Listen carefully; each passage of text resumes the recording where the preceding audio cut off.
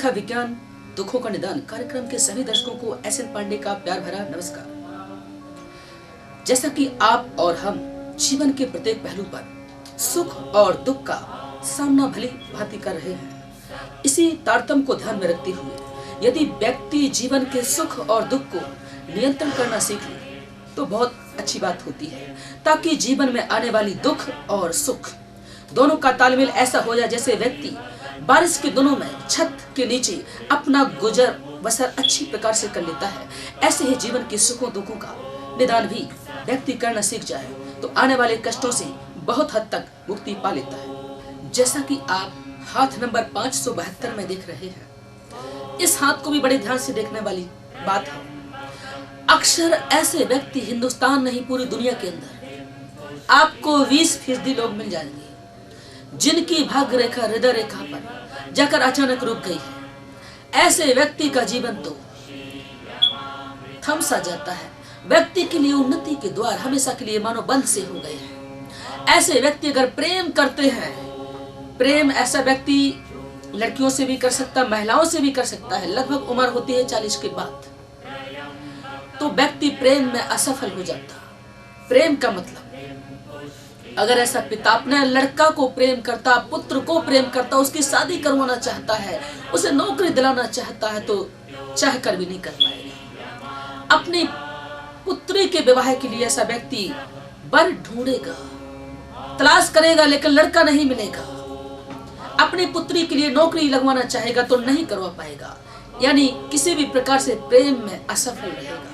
पिता का प्रेम पुत्री के प्रति, पिता का प्रेम पुत्र के प्रति, मेरा लड़का मेरा पुत्र नौकरी में स्थापित हो जाए, मेरी पुत्री की शादी हो जाए, मेरे भाई का ऐसा हो जाए, ये प्रेम कहलाता है। और यही प्रेम व्यक्ति चाह कर भी नहीं कर पाएगा, क्योंकि ऐसा व्यक्ति स्वयं जीवन से परेशान सा हो जाता है।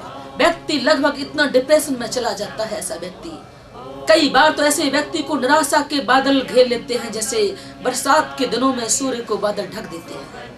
ऐसी ही निराशाएं की आशाएं, निराशाओं की किरणें व्यक्ति के दिमाग पर इतना जोर डाल देती हैं कि व्यक्ति की बुद्धि कुब्ज हो जाती, कुंद हो जाती, चौक हो जाती है। व्यक्ति ना तो कुछ सोच सकता ना समझ सकता, परेशान रहता है जीवन से।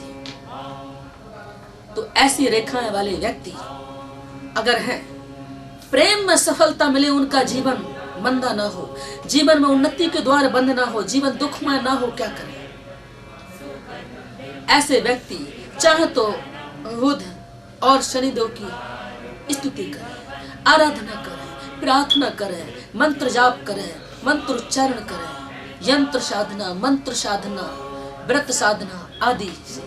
लेकिन आज के ज्योतिषी तो कहते हैं तुम अमीर हो, हम अमीर कैसे हो, क्या करें?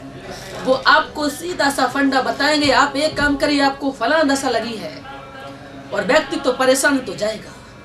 वो कहेंगे आप तो केवल नीलम पहनिए शनिदेव का रत्न, सारे कष्ट आपके दूर हो जाएंगे। मैं आपसे पूछता हूँ, आपने किसी का मर्डर किया, किसी का कत्ल किया, किसी को प्रताड़ना दी, परेशान किया, ये पत्थर आपको बचा लेगा क्या?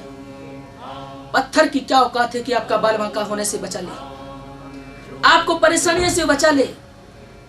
अरे हम कहते हैं एक नहीं, आप पत्थरों की माला पहन लीजिए रत्नों की। पत्थरों से कुछ नहीं होता, हाँ अकाल मौत जरूर हो सकती है। अगर होता हो तो एक से एक संत महंत जेल में डले हैं, भी कर्म किए हैं, उल्टी सीधी करतूत इन्होंने की है और दुनिया को बेवकूफ बनाते हैं। मैं भगवान का अवतार हूँ, मैं धर्म गुरु हूँ, और जनता महामूर्ख है। ऐसे ढोंगियों को धर्म गुरु मान लेती है, उनकी दीवानी हो जाती है, उनके पीछे अनुसरण करती है उनका, मेरे बाबा मेरे बाबा। अरे कानून को तुम धोखा दे सकते हो, लेकिन नमक ग्रहों को धोखा नहीं दे सकते बाबा लोगो। नमक ग्रह के सामने नहीं चलती, आप कितने भी दुनिया को बेवकूफ बनाइए। मैं संत हूं, मैं महंत हूं, मैं ये हूं, फला हूं, मैं। नमक ग्रह सब जानते तुम क्या हो, और वो आपकी पोल खोल देंगे, आप कितने भी पर्दे में रहना। ये बाबाओं को कथा सुनाने का नॉलेज तो होता है, ये कथा वाचक जो होते कथा तो सुना सकते हैं, प्रवचन दे सकते हैं, मीठी मीठी बातें कर सकते, भगवान से मिलाने का रास्ता बता सकते। खुद तो जेल चले जाते, भगवान तक नहीं पहुंचते, और जनता को मूर्ख बनाते, हम आपको भगवान का रास्ता बताते। कथा सुनिए, जीवन को सफल बनाइए। काय का सफल बनाइए? आज तक मैं एक बात बोलता हूँ, आपने सत्यनारायण का नाम लिया, सत्यनारायण की कथा सुनते, मुझे बताइए वो कथा है कहाँ?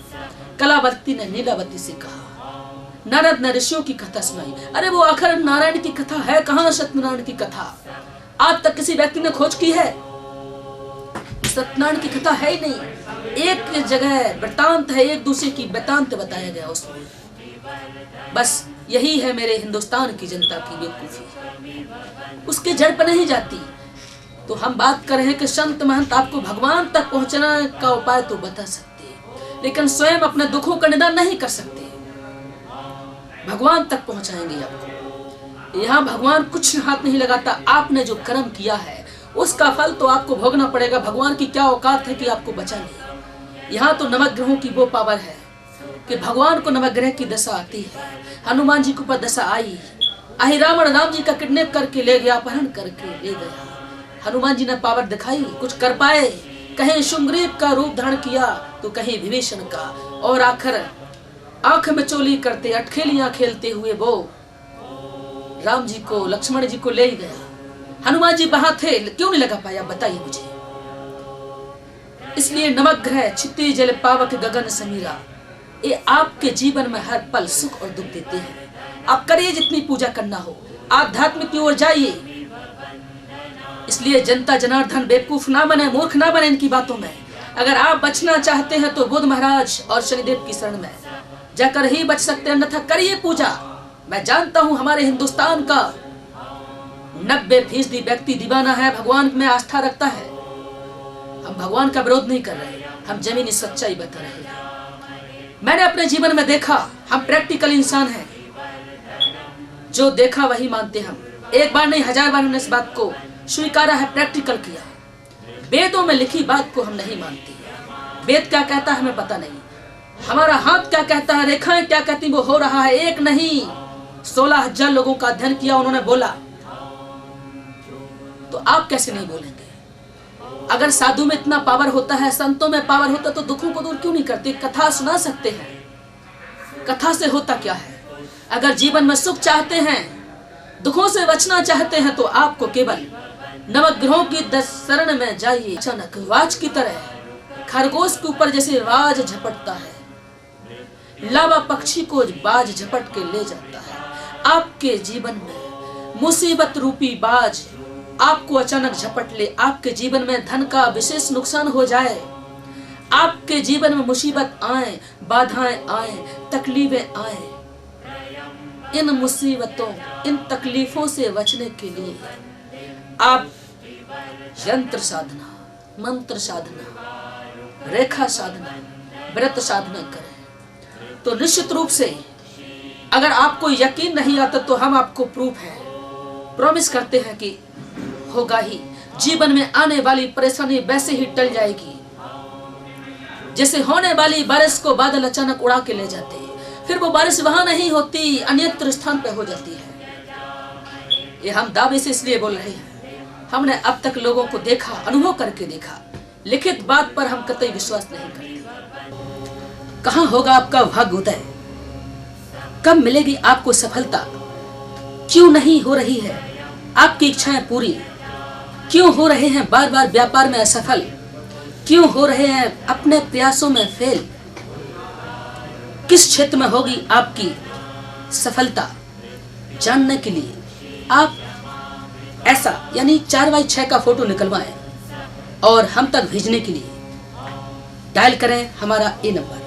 और हाँ, यदि आप इस नंबर को आप ऐसा फोटो फेसबुक पर भेजना चाहते हैं तो फेसबुक पर अपलोड करने के लिए आप स्वयं की फेसबुक खोलिए और सर्च कीजिए हमारा ये नंबर। और यदि आप व्हाट्सएप पर भेजना चाहते हैं तो अपने ही मोबाइल से ऐसा फोटो निकलवाएं 4x6 का और व्हाट्सएप पर भेजने के लिए डायल करें हमारा ये नंबर। और हाँ, यदि आप हस्तरेखा का विस्तृत ज्ञान जानना चाहते हैं, इसे YouTube पर देखना चाहते हैं, तो आप YouTube पर जाकर टाइप करें पंडित SN पांडे हस्तरेखा विज्ञान।